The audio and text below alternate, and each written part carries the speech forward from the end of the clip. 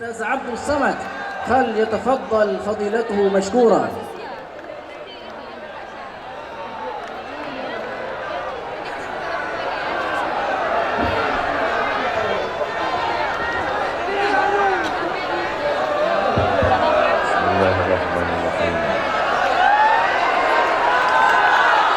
Assalamualaikum warahmatullahi wabarakatuh.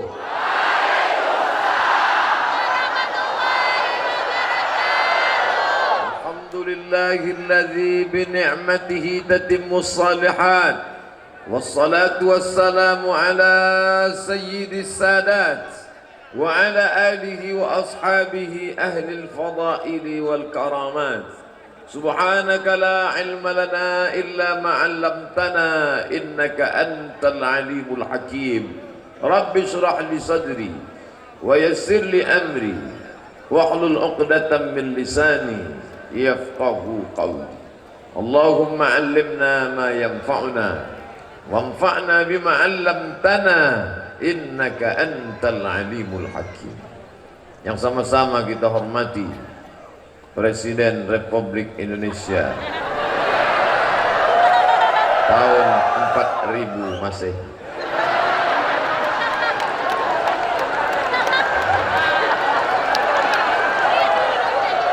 Ini membatalkan prasangka yang mengatakan akan terjadi kiamat tahun 1500. Maka oleh sebab itu kita berbahagia malam ini. Jangan larut dalam kesedihan. Tanggal 24 Desember tahun 1000, oh bukan 1000. Rusak saya hitungan tahun nih gara-gara presiden nih.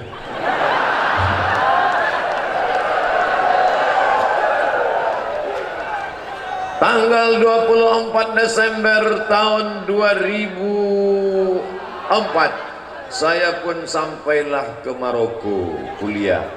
Lalu kemudian 26 kawan di sebelah kamar saya menangis berteriak keras. Namanya tak saya sebutkan, menjaga kode etik jurnalistik.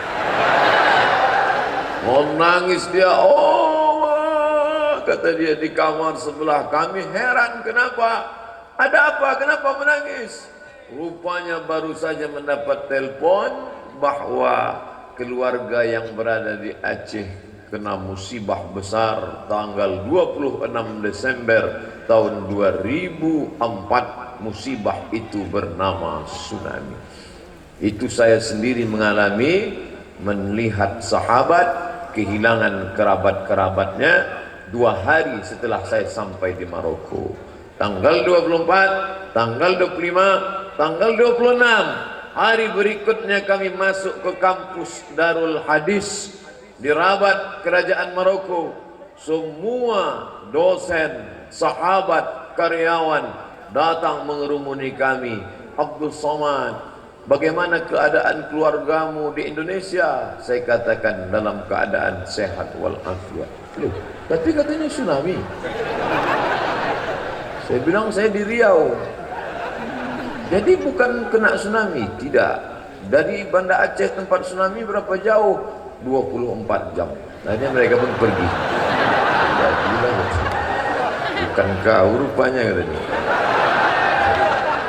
Hari ini setelah 13 tahun lamanya barulah saya datang kemari. Sudah pernah berceramah ke Maulabuh, sudah berceramah ke Langsa, sudah berceramah ke beberapa tempat.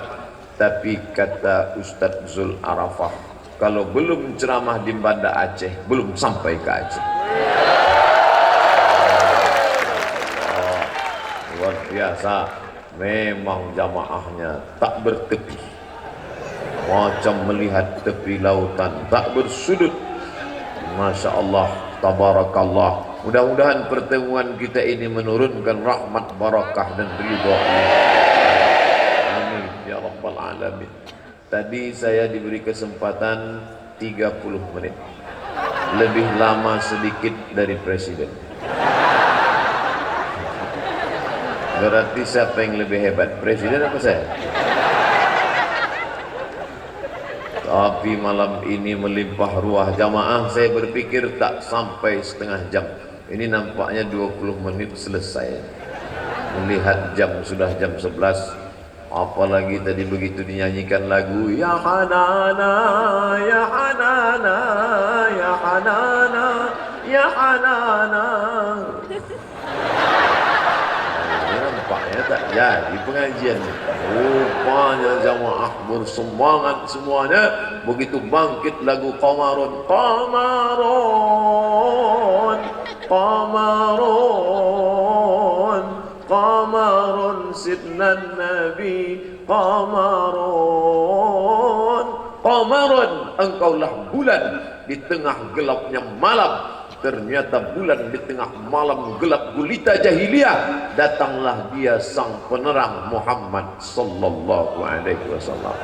Nampak rembulan dari sini. Tapi di samping bulan itu ada bintang gemintang yang turun ke bawah. Bapak Ibu tak nampak? Kami dari atas ini nampak. Itulah hebatnya.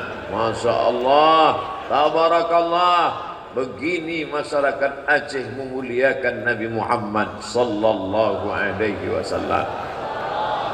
Ketika di awal-awal saya pulang kuliah menjadi ustaz penceramah, betul kata Habib Novel Al-Idrus, memang banyak yang tak percaya saya ustaz. Padahal sudah pakai sarung, pakai baju koko, pakai sorban, pakai peci, tak juga dia percaya saya ustaz. Gimana saya mau meyakinkan dia? Apa mungkin saya harus berkata, akulah ustaz? Sampai akhirnya suatu hari ada video yang dikirim melalui WhatsApp. Kalau anda mau belajar, belajarlah kepada Ustaz Abdul Somad. Diakui ilmunya, ahlu sunnah wal jamaah, tajam kata-katanya. Sahabat berkirim video itu kepada saya, dikirim jauh dari Solo. Bukan Solo Tigo dan bukan Sulawesi, tapi benar-benar Solo. Yang mengirimkan video itu sahabat, yang berbicara itu adalah Al-Habib Novel Al-Idrus, yang gambarnya kita lihat. Oh, di sana.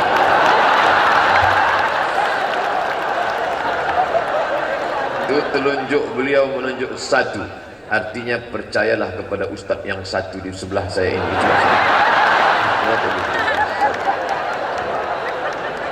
Maka sejak hari itu percayalah orang bahwa saya ini ustaz. Yang selama ini ragu-ragu, langsung ini yang mengatakan saya ustaz bukan sembarangan. Al-Habib. Mengapa disebut Al-Habib? Diambil dari kata hub, cinta, karena kita mencintainya. Betul? Mengapa kita mencintainya? Karena akhlaknya, karena ilmunya, karena agamanya, karena taatnya. Tapi lebih daripada itu, menetes darah Nabi Muhammad sallallahu alaihi wasallam dalam darahnya.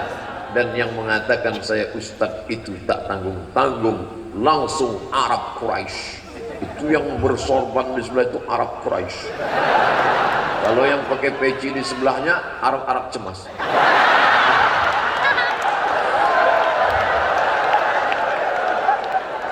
Ke Bali tak masuk, ke Hong Kong diusir balik. Arab cemas. Masya Allah.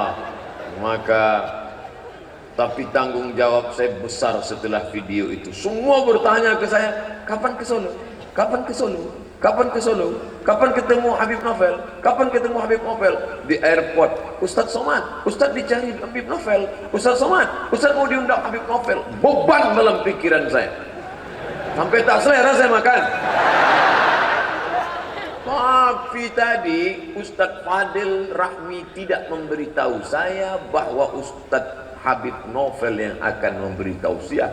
Tadi di airport betapa terkejutnya saya begitu saya lihat, Masya Allah, Habib Novel. Maka hilanglah beban pikiran saya selama ini. Insya Allah selesai ini agak gemuk saya sikit selera. Jumpa dengan beliau. An asila ila qarabati Rasulillah, menyambung tali hubungan silaturahim dengan kerabat Rasulullah. Ahabbu ilayya, lebih aku cintai, lebih aku sukai, min an asila ila qarabati, daripada menyambung hubungan dengan kerabatku sendiri. Begitu kata Sayyidina Abu Bakr As-Siddiq radhiyallahu anhu, lebih cinta, lebih sayang kepada kerabat Rasulullah sallallahu alaihi wasallam. Maka malam ini adalah malam bersilaturahim bersama para habaib, bersama para tengku-tengku, bersama para pimpinan daya, bersama para alim ulama, bersama gubernur pimpinan kita, bersama bapak wali kota, bersama bapak bupati, bersama bapak-bapak anggota legislatif DPRD. Kita semua yang hadir malam ini insyaallah dimuliakan Allah Subhanahu wa taala. Amin. Ya Rabbal alamin. Memang beberapa waktu yang lalu saya pernah diundang ke Banda Aceh, tapi mesti tanggal 4. Ustaz bisa tak ceramah tanggal 4? Saya lihat kalender dulu, Bu. Saya bisanya tanggal 6. Oh, tak bisa Pak Ustaz, mesti 4. Gimana kalau kita mundur sehari tambah sehari? Tidak 4, tidak 6, tapi 5. 5 pun tak bisa. Harus 4. Kenapa 4? Karena tanggal 4 itulah saya terakhir jadi wali kota.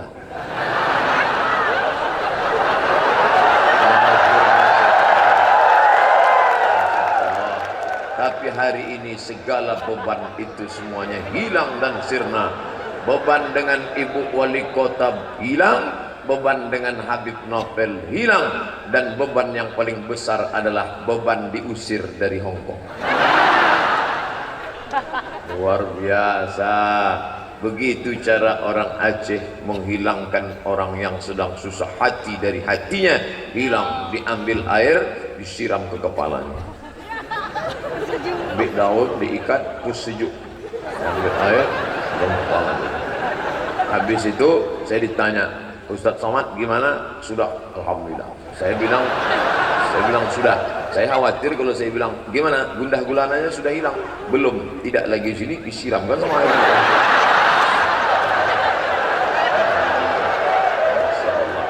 Hanya saja satu yang belum.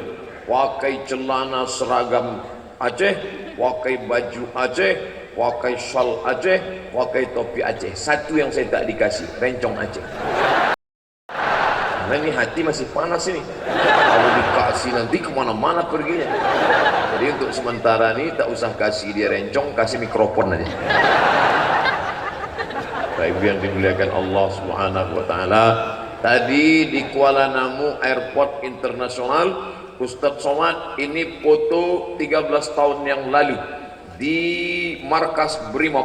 Saya lihatlah gambar itu, maaf, gambar jenazah yang menghitam dan membiru saudara kita. Mungkin dia adalah ibu kita, mungkin mereka adalah ayah kita, mungkin mereka adalah paman kita. Mereka mati, tidak. Wala taqulu liman yuqtalu fi sabilillahi amwat. Jangan kau katakan mereka mati. Mereka tidak mati, bal ahya. Mereka hidup. Walakin la tash'urun. Kau yang tak bisa merasakan kehidupan mereka. Mereka hidup. Di mana mereka hidup? Inna rabbihim yurzaqun. Mereka bersama dengan Allah dan mereka mendapatkan rezeki yang tak putus-putusnya. Kalaupun meleleh air mata kita, bukan menangis karena tidak ridha. Kalaupun menangis kita, menangis karena yang kita tangisi adalah kita. Mereka sudah jelas mati syahid, kita yang tak jelas, entah mati konyol, entah mati kakak. Oleh sebab itu, melihat gambar-gambar yang dipajang 13 tahun yang lalu, saya sangka gambar 13 tahun lalu yang dipajang, rupanya gambar saya yang sekarang. Mengenang mereka 13 tahun yang lalu, berpikir tentang kita.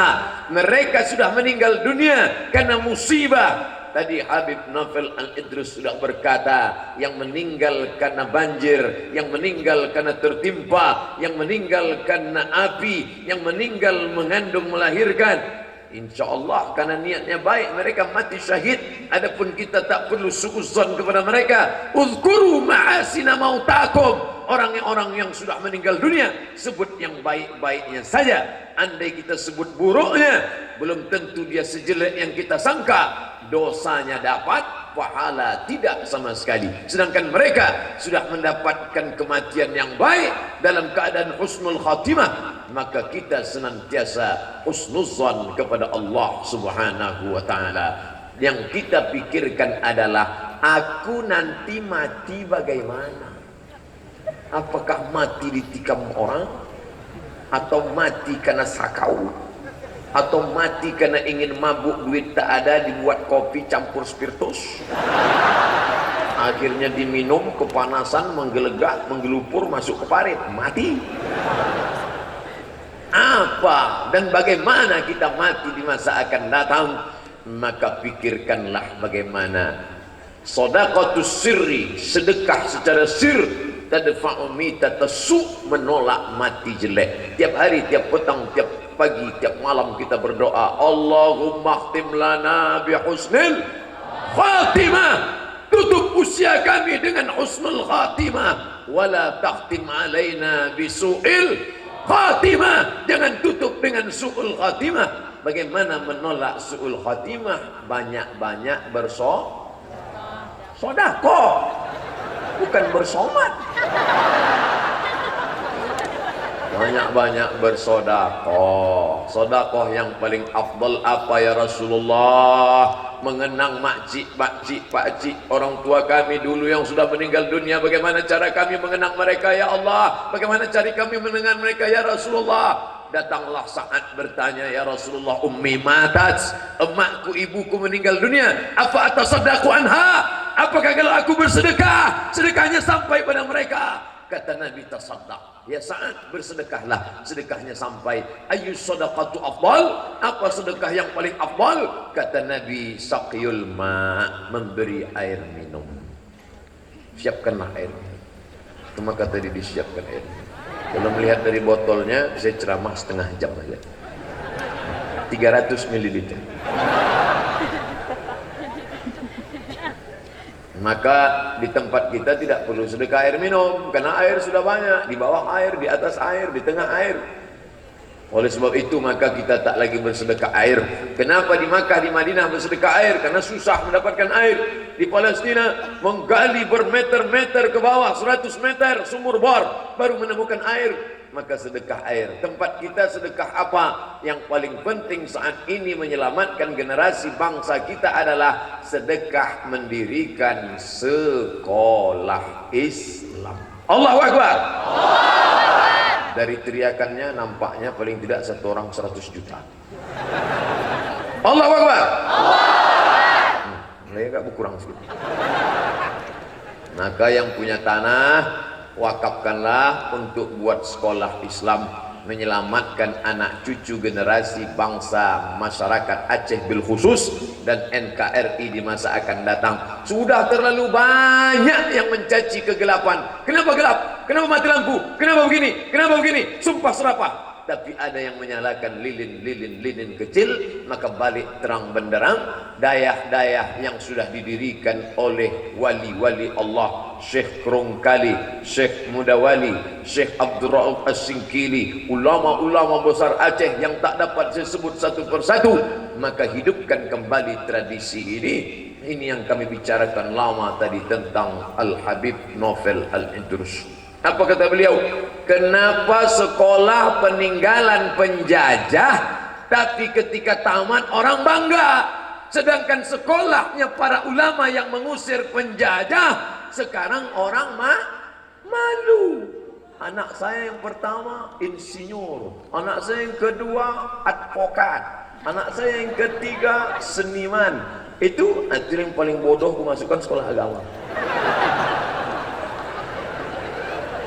Oleh sebab itu dirikanlah sekolah. Alhamdulillah ada orang Aceh yang sekarang tinggal di Malaysia, pakai jubah, pakai sorban, tapi menekuni bidang pesawat.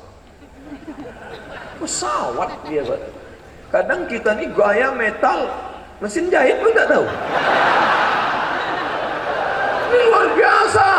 Pakai jubah, pakai sorban. Saya ini orang Aceh Ustaz, tapi diakui oleh bangsa Malaysia dan kembali sekarang mengenang tsunami. Dan kami di sana berkecimpung di bidang pesawat. Bedanya apa? Anak-anak yang sekolah di bidang pesawat ini para penghafal Al-Quran. Allahu Akbar. Bayangkan kalau sarjana-sarjana bidang teknik pesawat para penghafal Quran, pilot-pilotnya penghafal Quran, maka selamatlah yang naik pesawat itu menengok rok koyak sampai ke atas. Sekarang kita naik pesawat, lagunya entah lagu-lagu apa, lagu barat, What Can I Do For You. Yang mendengar tak paham tapi semua mengangguk. Mantap, mainkan. Bukan dia paham. Coba kalau pabrik pesawat dibuat oleh alumni pesantren yang hafal Al-Quran.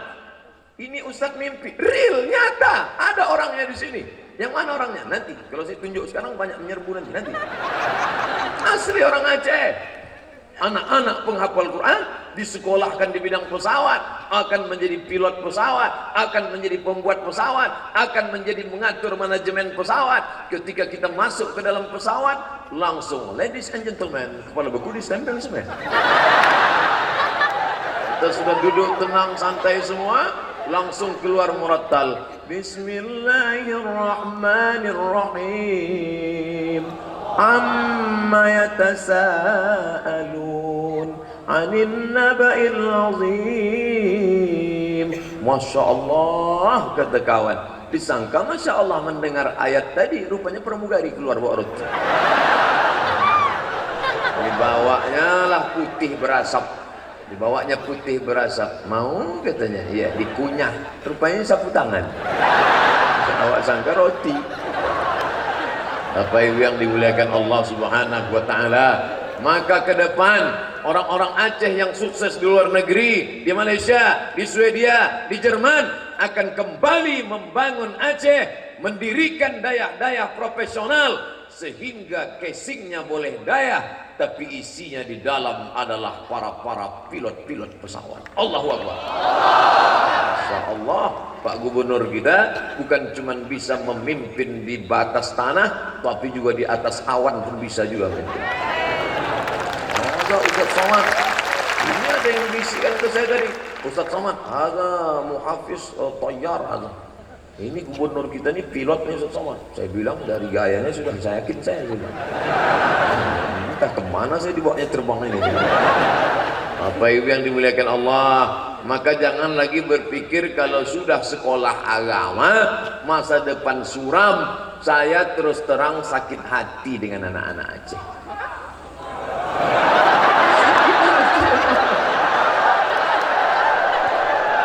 Itu hebatnya orang Aceh.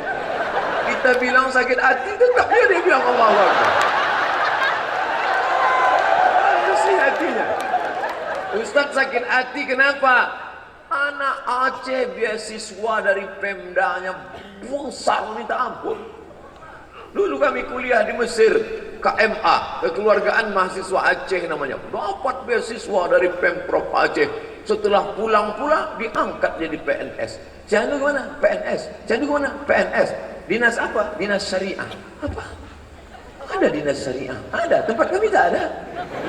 Luar biasa. Oleh sebab itu maka kenapa Aceh dari dulu dikenal sepanjang masa punya kekuasaan? Karena kekuasaannya merangkul para ulama. Quran diterjemahkan pertama kali ke bahasa Melayu. Kalau tak ada ini orang, tak ada yang tahu terjemah Quran bahasa Melayu. Siapa penterjemahnya pertama kali? Nama kitabnya Tarjuman Al-Mustafid, abad 17-18, ditulis oleh orang bernama Syekh Abdul Rauf As-Singkiri. Aceh menulis kitab itu. Sekarang kitab bocah ibu saya, emak saya sampai sekarang masih pegang. Ferukunan Melayu. Pakai fa, Ferukunan Melayu. Masih ada di rumah.